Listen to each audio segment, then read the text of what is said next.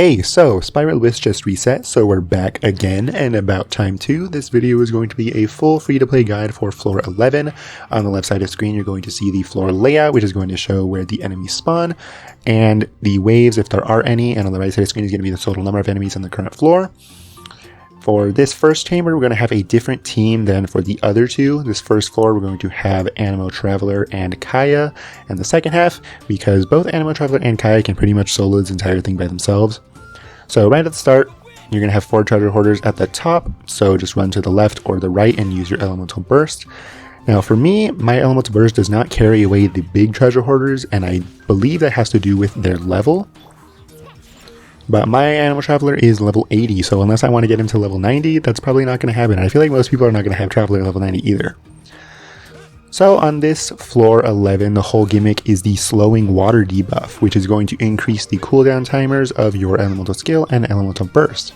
So to CC our enemies, we're going to want to use our charged attacks, which doesn't have any cooldown. And that's why we're using both Animo Traveler and Kaya, because both of their charge attacks are incredibly good. Sword charge attacks are just really good, they're really fast, and they give the knockback that we need. One other reason why we're using Animo Traveler is because both his skill and his elemental burst draw aggro from the enemies pretty much 100% of the time, as long as it's a full charged elemental skill. So as you can see here, I take out the big guys first, and then we can focus on the small guys, which are aggroed onto us because of our burst, or our skill, one of the two. So for this floor, the first 4 enemies are going to spawn in the next 4 enemies once you kill all of them.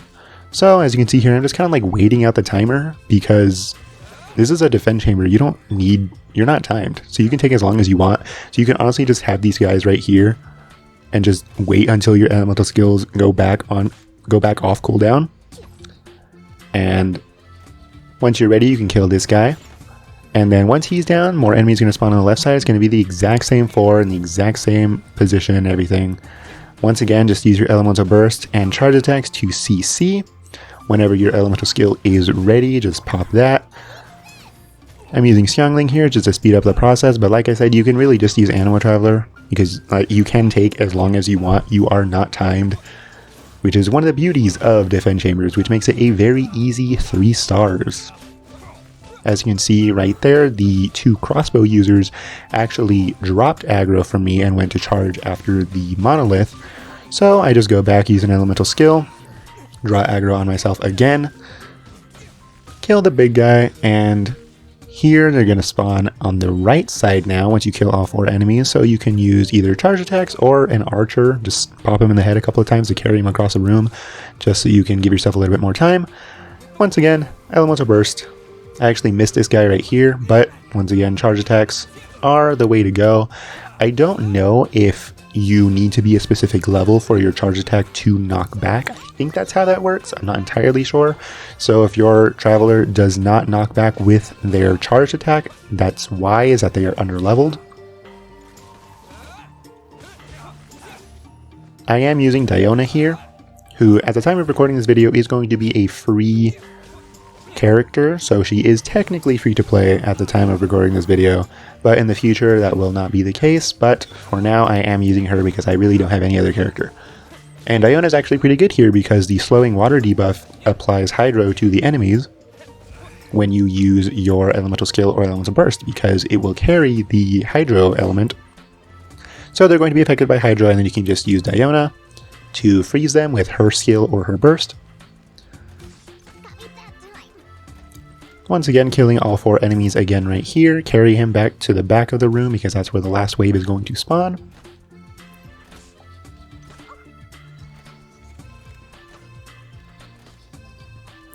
And then it's the same thing again. Same 4 enemies. Elemental burst from the side to be able to catch them all. Once again, these guys, the big guys, are not going to get carried away, but that's fine. We have our elemental skill, so we can draw aggro and all of that.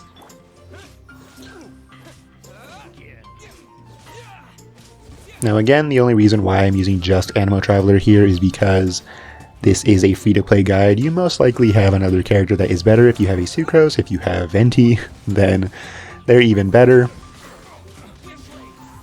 but for the purposes of this video, I'm just doing it with Animal Traveler because he can do it all himself.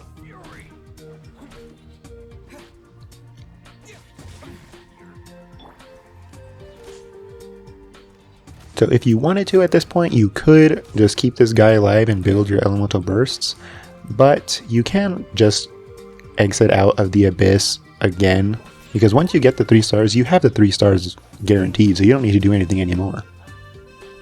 So once you have the 3 stars, you can just come in with a better team, which is actually what we're going to be doing for this guide, and you're going to keep those 3 stars. So on to the next half, the second half of Chamber 1. We're going to be doing pretty much the exact same thing, but this time we have Baron Bunny, so you can actually use that to draw aggro from the enemies. Kaya is going to serve exactly the same purpose as Animal Traveler, being able to CC enemies with our charged attack.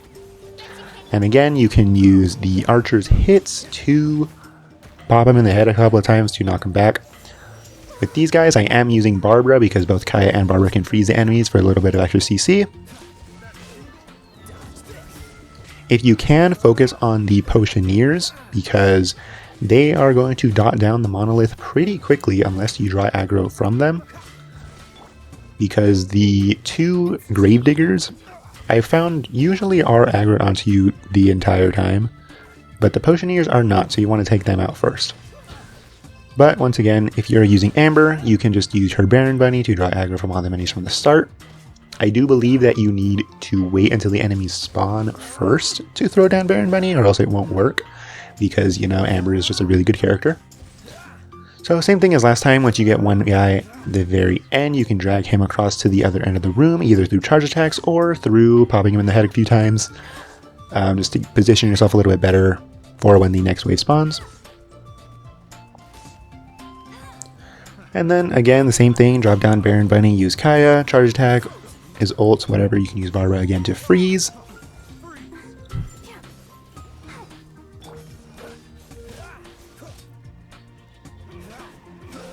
But like I said, Kaya can pretty much just solo this entire thing by himself.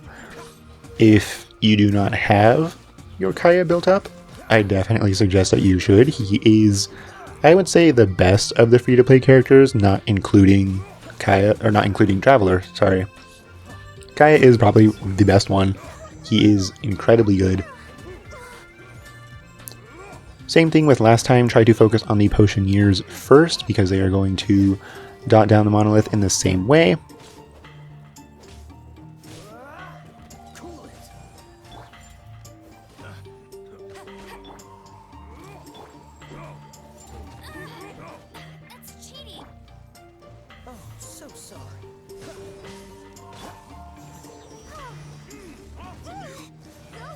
And once you kill the Potioneer, these last 2, they're not pugilists, I don't remember what they're called.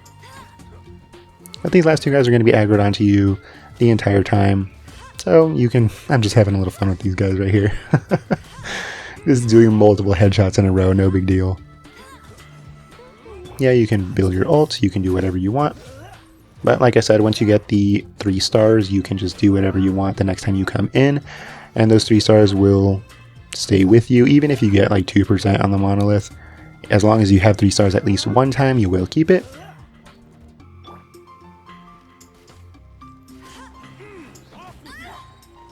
So just a couple more hits on this guy and we are done. And we move on to the second chamber. Like I said at the beginning of the video, the teams are going to change. And this team, we're going to have Xiangling in the first half, and Animal Traveler and Kaya are going to be in the bottom half. If you have a cryo character, 2 cryo characters, Diona in the first half and Kaya in the second half, because we are going to be fighting Electro Hammer Fatuis, which if they put up their shield, you're going to need to use cryo to break their shield. If you have another cryo character, a third cryo character, consider putting them in the second half, because you are going to need it for that third chamber. If that character happens to be Chongyun, absolutely put him in the second half because Chongyun is the MVP of this floor. At the end of the video, I will have a clip that shows what he can do, what you can do with Chongyun against the Abyss Heralds, which probably the thing that's going to hang up a lot of people for this floor.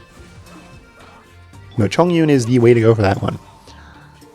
So for this one, it's just fighting 4 Fatuis, 1 Animal Boxer, 1 Hydro Gunner, and 2 Electro Hammers.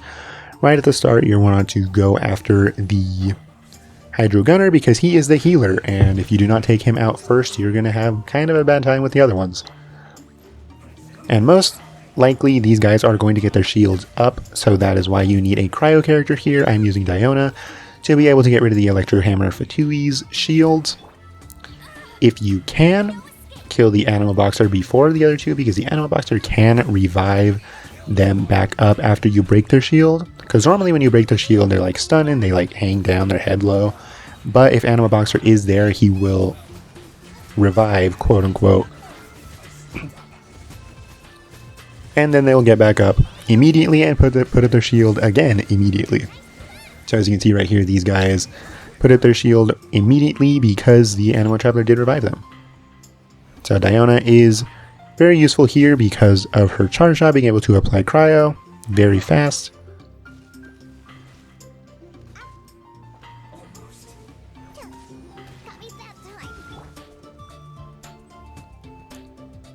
Now I'm kind of taking my time here because this was, honestly, this took like 15 tries to get this one take, so I was not gonna be playing risky just to have to do it again.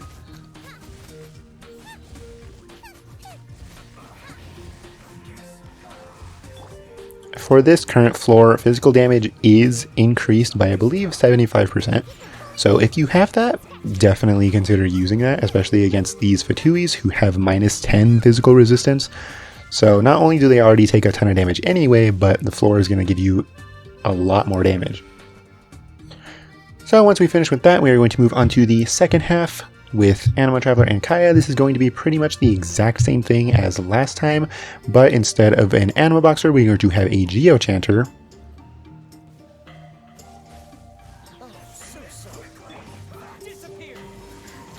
Once again, at the start, go ahead and kill the Hydro Gunner first, because he is the healer. You want to take out that guy first.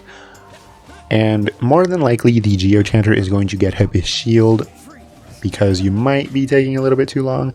And that is why we also have Noelle on this team. You're going to want to have a Claymore character or a Geo character, or use the overload reaction between a Pyro and Electro to be able to break down his shield. I'm using Noelle here because she is the quote-unquote free-to-play character that we have. You do have to summon for her, but you should already have her because she is guaranteed.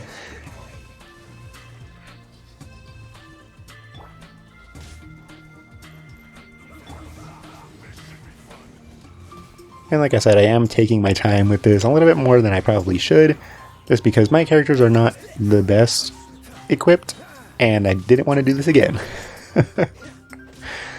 So once you take out the Hydro Gunner, you can focus on the the Electro Hammers. Because the Geo Chanter is going to be as far away from you as possible. He just likes to teleport across the room. Even when you get up close to him, he's just going to teleport away. So deal with the Electro Hammers first, because they're going to be a lot easier. If you can get them together like that, I do use both Kaya and Barbara to freeze them just to be able to get more damage like that. But if you wanted to just worry about time, just right at the start, they're all 4 of them together right there. You can just take them all out as fast as you can while they're grouped together. But once again, that is if you are worrying about time. And that's a little bit hard to do with a full free-to-play team, if I'm being honest. Especially when my Noelle is doing absolutely nothing for this. She's like level 9.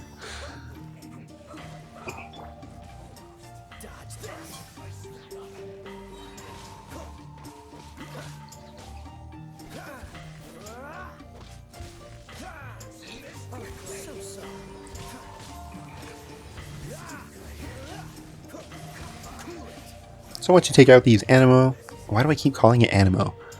These Electro Hammers, once you take out the Electro Hammers, all you have is the Geo Chanter. Like I said, he's most likely going to have his shield. So a couple hits with a Claymore or Geo attacks in general are going to break his shield pretty quickly. And then you can just swap over to your main DPS or whoever to actually damage him and kill him.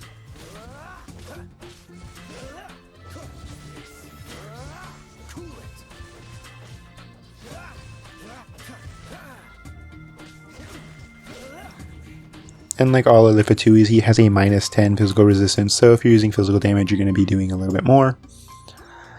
And with that, we are moving on to the third chamber. Now, this first half is a doozy. You're going to be facing two Cryo Sisson Mages and one Electro Sisson Mage. The Electro Sisson Mage does have an Electro Aura under her. So periodically you're going to have that triangle electro gate appear in front of your character. And because of the slowing water debuff and cryo Sisson mages, you're almost guaranteed going to get frozen on this floor. You can't really do anything about it.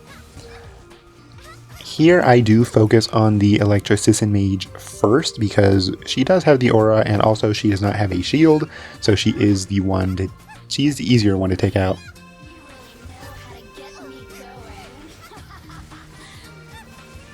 I say easier, but like, she's still pretty annoying because she does teleport across the room. Sisson Mages, I hate Sisson Mages so much. I swear every single time that I say that I hate Sisson Mages, Mihoyo was just like, oh, okay, you hate Sisson Mages? We're going to put more and more every single time as part of this. Whatever. Anyway, after you kill the Electro Sisson Mage, you're going to have the two Cryo Sisson Mages. Now, they are going to have up a shield pretty much all the time. To break down the shield, you can use Pyro or Geo to break the shield as it is, but if you do that, she's almost always going to put it up immediately. The surefire way of breaking her shield is to actually kill the Sisson Bats that she summons. Once you kill all 3 Sisson Bats, her shield will drop, and she's not going to reapply it until she summons more bats. Sometimes she will apply it, but I find that second shield that she does put up when her Sisson Bats are dead is incredibly weak, and you can take it out very easily with a couple pyro hits. And that's why we're using Amber here, just to take out the shield, because I believe at this point her Sisson Bats are dead. No, they're there. Okay, whatever. I'm taking a long time here because, like I said, this took me probably like 15 tries to do again because my characters are not built very well.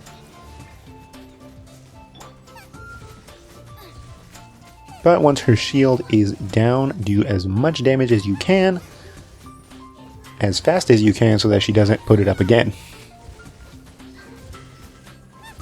Unlike the Electro Sisson Mage, she does not teleport on her own. She can only teleport with the help of her bats, so if there are no bats alive, she's not going to teleport.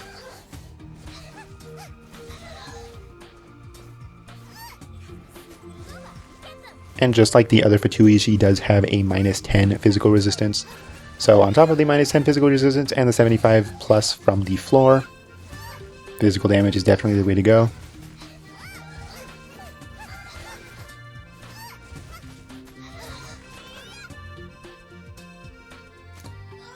So a couple more hits against this gal and we are good. And we move on to the second half of Chamber 3, which is going to have 2 Abyss Heralds. Like I said, this is probably going to be the floor that holds you up. This is probably going to be the floor that stops you from getting full 9 stars. So the free-to-play way is going to be honestly pretty slow because we can't do much. But like I said, if you do have Chongyun, there's going to be a clip at the end of the video that's going to show you what you can do with him. But for a free-to-play, all we have is Kaya, so we have to use him. So Abyss Heralds are interesting. They have a very specific moveset, but I feel like it's RNG whatever move they want to use. Once you get them down to about 20 or 25 or 30%, they are going to go into another phase, which is the quote-unquote shield phase.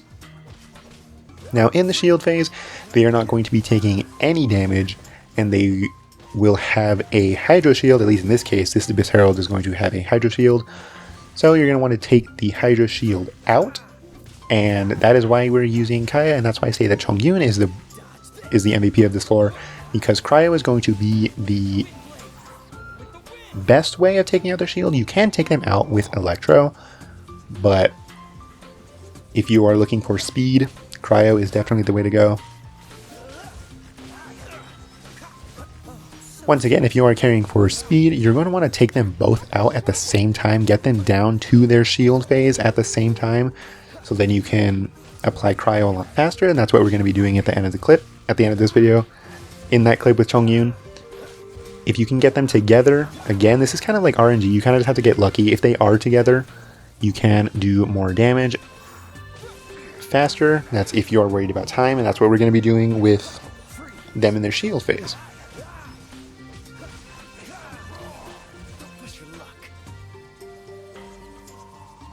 The Abyss Heralds also, with some of their attacks, will increase the cooldown of your skill, I believe. I'm not sure if it affects bursts, but it affects your cooldowns. If something is already on cooldown, it will increase the cooldown. And as you can see right there, the guy in the back did get into his shield phase because I dropped him down to enough HP. He is completely invulnerable when he is in his transition, and that transition will create a shockwave that will damage you. So when he does go into that phase, just step away from him to not get damaged.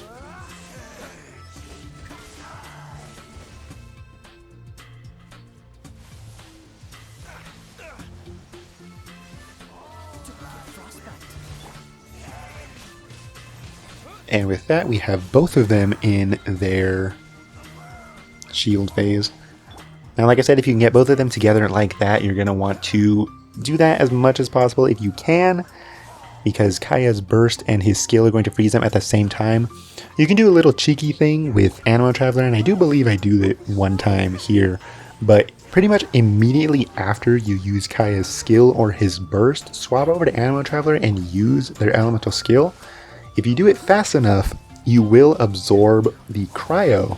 So you are going to constantly cryo swirl, and that is going to be doing a huge chunk of damage to the Abyss Herald shield. You can do the same thing with his burst, but the only way you're going to get that to work is if they're both pinned up against the wall, and the burst is constantly hitting them, and the burst has to absorb the cryo element.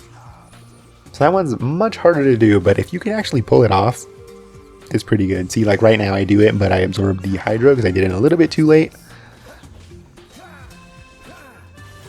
So it is hard to do, but if you can pull it off, it does pretty well.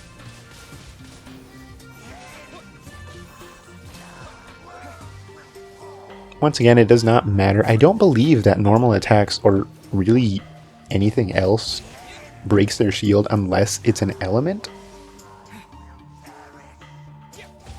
So you can normal attack them, but it's not going to break their shield. You can just do it just to build energy. I was actually considering making a guide for the Abyss Herald, but I'm not sure if I'm going to do that one, because other people have already done it, and I'm not sure if, like, what can I contribute that they won't already do. I might do it for the Abyss Lector, which is on floor 12, but not entirely sure about that one. Let me know what you guys want. Should I make that video or not?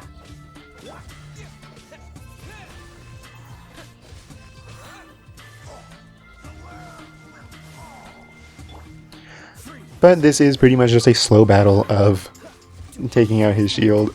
Like I said, it's really hard to do time-based things as a completely free-to-play guide.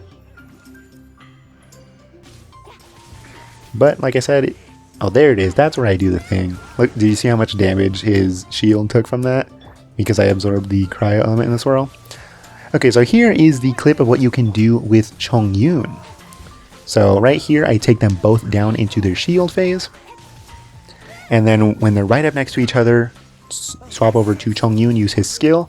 And now all of your sword, claymore, polearm characters are going to attack with cryo, and that's going to do a ton of damage to the Abyss Heralds. If you also have Kaya's ult, use it at that time. I didn't have it at the time, I don't think, so I didn't use it right there. But getting them both together like that, with Chongyun's elemental skill, you're going to do so much. Like, as of right now, it's like 50%. Just pretty much just from Chongyun, which is really great. Now, I know I'm using Jean here, but I did not actually clear the slowing water debuff, so Chongyun's elemental skill took the full debuff for his cooldown. Like if you saw, I think it was like 30-ish seconds.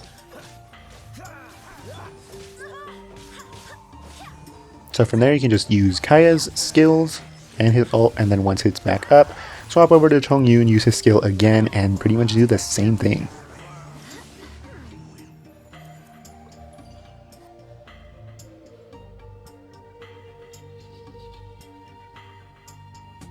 So as you can see right there, I had like 30 seconds left. And that's all from Chongyun. Chongyun is definitely the way to go for that one if you have him. But that is going to be the end of the video. If you enjoyed the video, I hope you're having a fantastic day. Like and subscribe if you want. I would really appreciate it. Tickle my bell while you're at it. And I will see you in the next one, which is going to be the Floor 12 guide. So, see you then. Bye-bye. Bye-bye.